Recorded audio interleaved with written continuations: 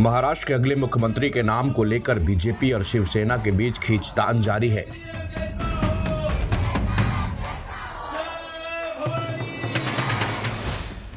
BJP ने कथित तौर पर महाराष्ट्र के कार्यवाहक मुख्यमंत्री एकनाथ शिंदे को या तो केंद्र सरकार में कैबिनेट मंत्री का पद या फिर देवेंद्र फडणवीस के संभावित नेतृत्व वाले उप मुख्यमंत्री की भूमिका की पेशकश की है। उच्च पदस्थ सूत्रों ने बताया कि हालांकि एकनाथ शिंदे ने केंद्र में कैबिनेट मंत्रालय या बीजेपी की ओर से दिए गए उप मुख्यमंत्री पद की पेशकश को स्वीकार करने से इनकार कर दिया है। एकनाथ शिंदे ने कथित तौर पर बीजेपी के आलाकमान से कहा कि अगर उन्हें मुख्यमंत्री नहीं बनाया जाता तो उन्हें महायुति सरकार का संयोजक बनाया जाना चाहिए। शिंदे ने कहा कि उनके नेतृत्व में ये चुनाव लड़ा गया था।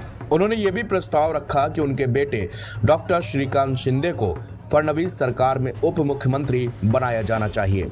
श्रीकांत शिंदे कल्याण से लोकसभा सदस्य हैं। बीजेपी ने अभी तक इस घटनाक्रम पर सकारात्मक प्रतिक्रिया नहीं दी है। सूत्रों ने बताया कि इस देरी ने महाराष्ट्र में नए मुख्यमंत्री के शपथ ग्रहण समारोह को स्थगित कर दिया है। शिवसेना के एक नेता ने कहा कि एकनाथ शिंदे मुख्यमंत्री थे और महायुति गठबंधन का चेहरा थे जिसने शानदार जीत हासिल की। शिवसेना के नेता रामदास कदम ने कहा कि इस बड़ी जीत में बीजेपी सबसे ज्यादा फायदेमंद रही। उसने कुल 150 सीटों में से 132 सीटें जीती। शिवसेना ने 89 सीटों पर चुनाव लड़ा और 57 सीटें जीती, जबकि एनसीपी ने 41 सीटें जीती। बीजेपी इस जीत में एकनाथ शिंदे के योगदान को नकार नहीं सकती।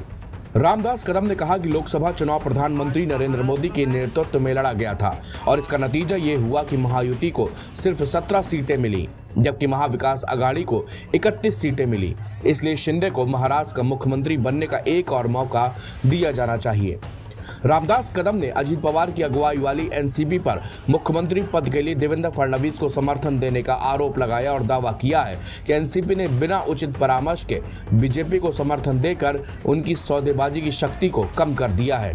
शिवसेना के एक अन्य नेता ने कहा कि अगर बीजेपी शिंदे को सीएम पद नहीं देती तो इससे कार्यकर्ताओं में गलत संदेश जाएगा। ऐसा लगेगा कि बीजेपी ने राज्य चुनावों में बहुमत हासिल करने के लिए शिंदे का इस्तेमाल किया और फिर उन्हें त्याग कर दिया। इसके अलावा इससे उद्धव ठाकरे को फिर से गति प्राप्त करने का मौका मिलेगा। नेता ने नाम न बताने का अनुरोध करते हुए कहा कि ठाकरे ने मुंबई पे अपनी 20 में से 10 सीटें जीती और बीएमसी चुनाव से पहले वह दावा करेंगे कि शिंदे ने एमवीए सरकार को गिराया, पार्टी को तोड़ा, चुनाव चिन्ह छीन लिया, लेकिन अंत में उनका इस्तेमाल किया गया और छोड़ दिया गया। इसके अलावा उद्धव ठाकरे को राजनीतिक रूप से समाप्त करने की बीजेपी की योजना अधूरी रह जाएगी। इसलिए बीजेपी नेतृत्व को निर्णय लेने से पहले बहुत सोचना चाहिए। सूत्रों ने संकेत दिया कि मुख्यमंत्री पद को लेकर चल रहे विवाद के चलते शपथ ग्रहण समारोह में देरी हो रही है। ऐसे में अब शुक्रवार यानी कि 29 नवंबर या दिसंबर के पहले सप्ताह में होने की उम्मीद है। ऐसे में शपथ ग्रहण समारोह अब 29 नवंबर या दिसंबर के पहले सप्ताह में होने की उम्मीद है।